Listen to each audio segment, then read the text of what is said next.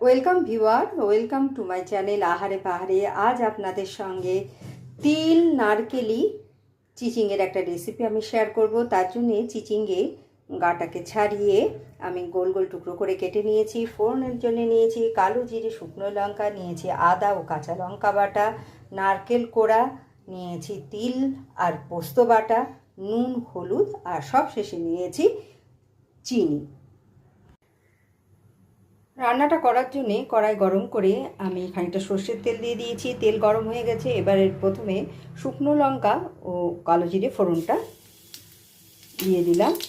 ফোড়ন থেকে ভালো গন্ধ বেরোলে এর মধ্যে আমি আদা ও কাঁচা লঙ্কা বাটাটা অ্যাড করে দেবো।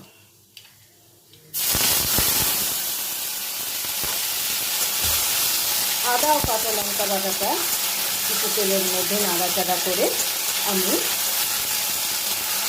আদার কাঁচা গন্ধটা চলে যাওয়ার পর কেটে রাখা চিচিংগুলো এর মধ্যে দিয়ে দেবো।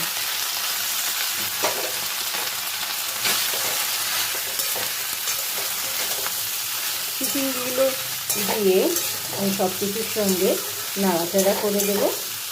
এই সময় আমি রান্নায় প্রয়োজনীয় নুন আর হলুদটা অ্যাড করে দেবো, দিয়ে চিচিংগুলোকে ভালো করে ভেজে নেব।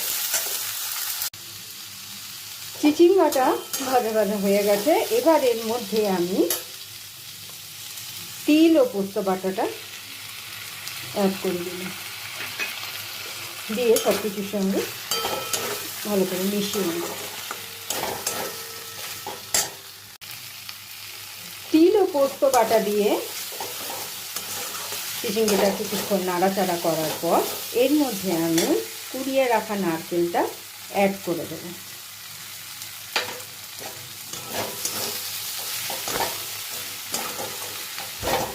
নারকেলটা দিয়েও কিছুক্ষণ নাড়াচাড়া করব।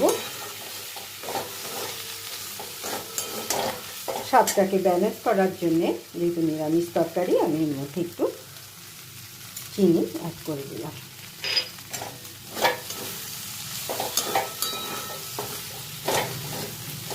এবার সব কিছু খুব ভালো করে আমার মেশানো হয়ে গেছে। এবার আমি তিল ও পোস্ত বাটার বাটিটা ধুয়ে একটু জল এর মধ্যে অ্যাড করে দিলাম, দিয়ে সব কিছুর সঙ্গে মিশিয়ে আমি এটাকে কিছুক্ষণ রান্না হতে দেবো, যতক্ষণ না চিচিঙ্গাগুলো ভালো করে সেদ্ধ হয়ে যায়।